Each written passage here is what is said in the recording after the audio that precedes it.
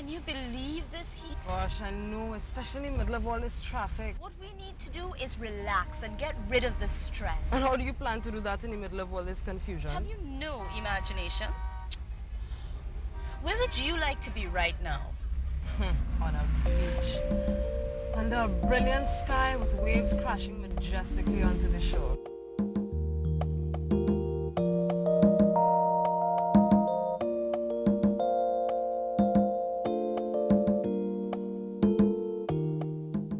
To the Creator first, for the land and the sea which we met here, and which is bountiful as well as beautiful, and to our ancestors who used it wisely and delivered it safely into our hands.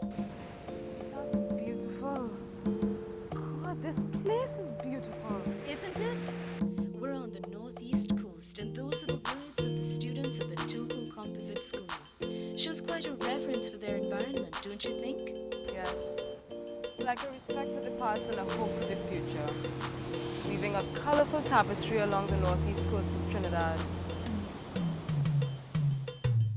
I feel like we're blazing a new trail to take citizens and visitors into the heart of communities where all the action is. This coast lends itself to community tourism at its best. New levels of interaction between residents and visitors. The community will welcome you, the visitor, take you on tours and offer the best in art, music, craft, cuisine and entertainment. Well, here we are on winding country roads, lined with rich emerald vegetation. You know, even the dance of the breeze tells you there's something really special in the air here. Can you feel it? What makes something even more special, however, is the possibility that you might lose it. Hence the tremendous focus that Matura and its neighboring villages have placed on the leatherback turtles. An endangered species internationally, the leatherback feeds in cold parts of the open ocean, returning every 2 to 3 years to tropical beaches to lay their eggs. The beaches of Trinidad's northeast coast are very attractive to these nesting turtles. Each year from March 1st to August 31st is turtle season, and visitors can sometimes see the entire stretch of the Matura and Grand River beaches full of female turtles laying their eggs. The beaches in the area are patrolled by the Nature Seekers Foundation and other volunteers during laying season. Susan Lacan has been involved with the organization for the past 10 years. Actually, she's also received the Global 500 Award, one of the highest environmental awards internationally for her work with the leatherbacks. Susan, I know that thousands of people come here every year to see the leatherbacks, mate, lay, etc. But for people who are not too familiar with it, what's the procedure to go through in order to be a part of it and to witness the leatherback season? Well, it's very simple and quite easy. All you need to do is to go down to the Forestry Division at Long Circular St. James, or at Forestry Division in San Fernando, or at the District Revenue Office in Sangre Grande, and you can obtain a permit there. The cost of the permit is $5 for adults and $2 for children under 12. This is required because the Matura Beach has been designated a prohibited area in 1990. So to view the turtle, it is a necessity that you obtain this permit to gain access to the beach. Well, on that note, I understand you'll have a program on called now the Adopt a Turtle program. Yes, we have this program. One can become the proud parent of a turtle, a leatherback turtle. This is, you know, a sort of means for us to raise funds for the organization because we are an NGO, we do a lot of voluntary work. Yeah. So you can adopt a turtle, when you will get a certificate with the turtle picture, and we have embarked on a tagging program. So you get a name for your turtle too? Yes, you as a parent will put that name for the turtle. Choose your own name? Very much so. And you put the name for the turtle, and you can we'll put a photo for you. And because of the tagging program that we have embarked on, we'll have a number for the turtle, and we can tell you exactly what day we expect the turtle to come back. So you as this proud parent can come and actually see your turtle. But the leatherback is not the only endangered species in the area. The Powie is a rare bird indigenous to this coastal region. Similar to the wild turkey, its meat is very sweet, hence the reason it is on the endangered list. From flyers to stickers to this huge sign at the entrance to Grand River, everyone is made aware of how important it is to save the Powie.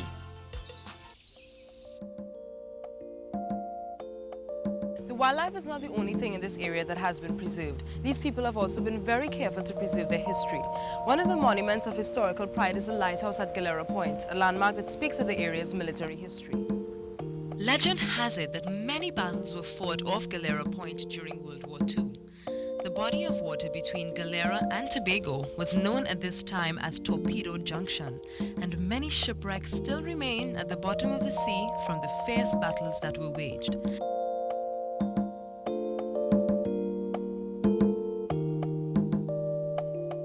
Still, the lighthouse remains to this day, overlooking the rocky coast. It is at this point that the massive Atlantic Ocean meets the warm waters of the Caribbean Sea, an impressive sight that lures visitors almost every weekend.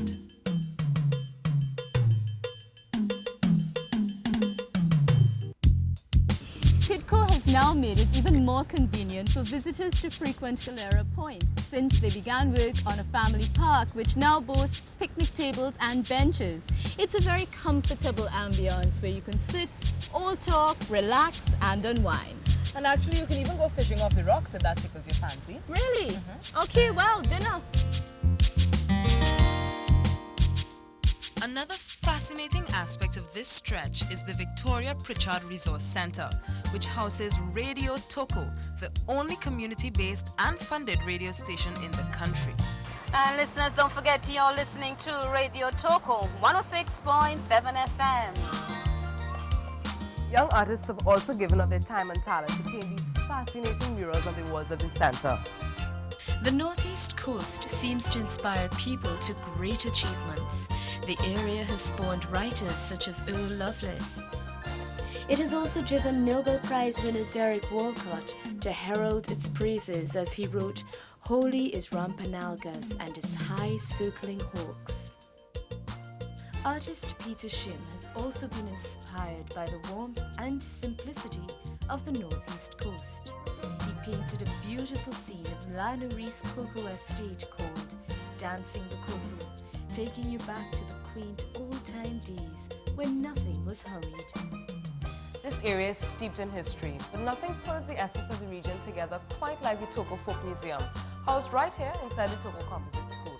This monument to the coast's heritage is filled with showpieces donated by the villagers from Matura to Matelot.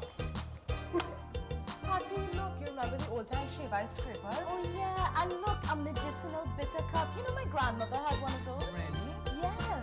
This museum has everything from Amerindian tools to old-time cooking utensils.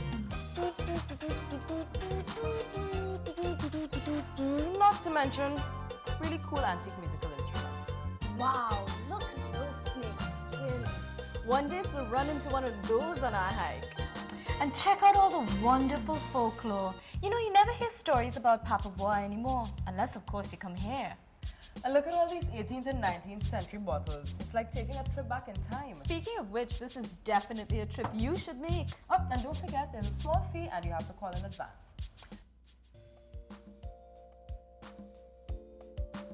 The music of the region is whispered in the trees, hidden in the depths of the forest. It is in the lull of the water, the crash of the waves, and it is all brought together by the band Roots and Branches. Formed in 1975, the band originally started off on box guitars with biscuit tins and bamboo for a drum set. Now, however, they can claim to have shared the spotlight with such local greats as Ras Shorty and Roy Cape. And actually, right now, they're going to treat us to one of their original compositions. Roots, you ready? Let's go!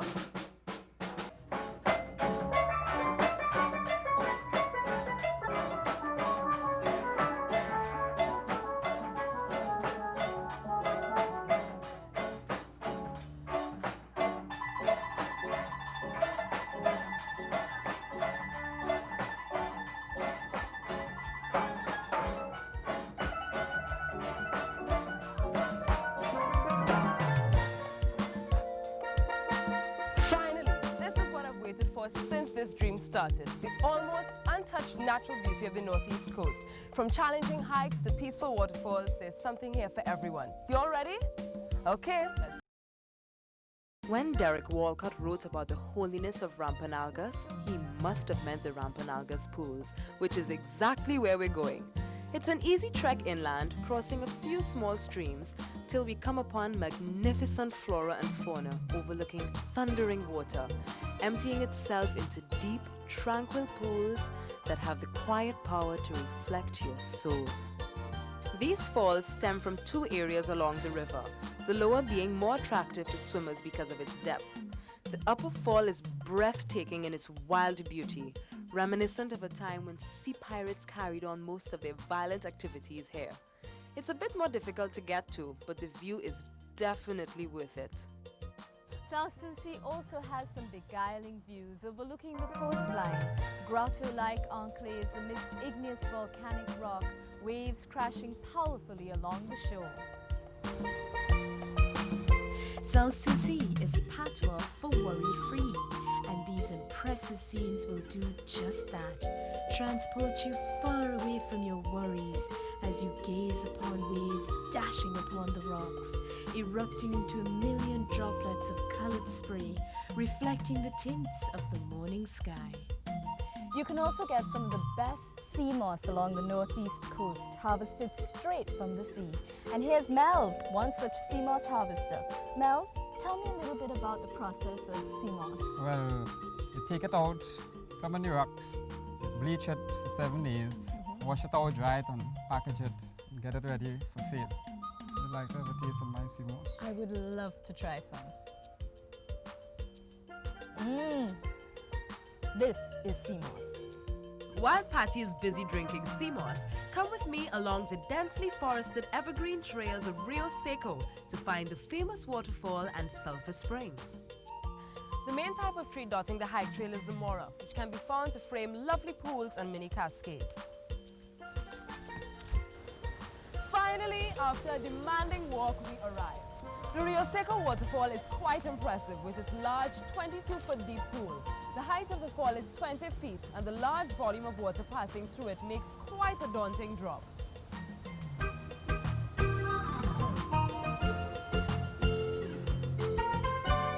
A short walk upriver accesses a tributary where the distinctive smell of sulfur fills the air, leading to the sulfur springs. You can't keep up with me, can you? We're now at Grand Riviere, which has been given a whole new life with the development of the Mount Plaisir estate by Piero Guerini and Amadeus. Now, I'm not so sure Amadeus had a lot to do with the development, but I'm sure you did. Please tell us, how did this beautiful place come to being? Since 5 years, I start to develop this place with the help of a wonderful group of people that I found here in the village, trying to create a new idea of hotel and community development. There is a lot of bird watching also in the area to be done, including the sighting of the Paui, the endangered Paui. But rather than this, I find that people get attracted to come back here because we have many repeated customers. By the fact that everything is very simple and we don't want to be pretentious.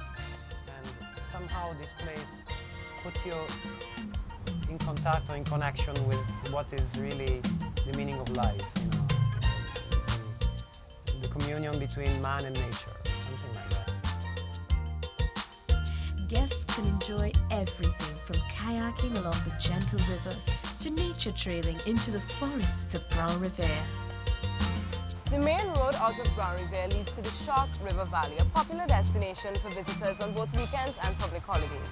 The river was so named because at one time, scores of sharks would swim upriver, instilling fear into the bathers. Now, however, river mullet seems to be the only resident fish, and you can relax and enjoy the river's clean, deep pool surrounded by thickly forested hills. If you travel further along this scenic route, you'll eventually come to the Land's End, or as some people call it, the last frontier, Matelot. For a relatively poor fishing village, Matelot is rich with natural wonders. This is Kent Janine with us here, a teacher at the Matelot Community School, of which Sister Rosario was a principal up until recently. Kent, we understand that Sister Rosario has been a really integral part of the community for the last 15 years or so. In what way? Oh yes, well, I think the people here owe a great deal to her. She began as a teacher in the school. She became principal in 1984, and she never confined her activities only to the school, though she saw the school as a kind of a catalyst for everything else that would happen in the community. So she got involved in all aspects of our lives, the fishing industry, agriculture, culture, carnival, sports, everything. And anything you can think of, she was there. The Matelot Cascade lies quite a way inland from the bridge. It can be accessed by the river itself, depending on the water levels, or from the Santa Cruz Road, which is much shorter. The pool is quite impressive, both large and deep, with a wide cascade that spills miles of water over huge stones. The scenery is wild, yet the pool's depth makes it safe for both swimming and diving.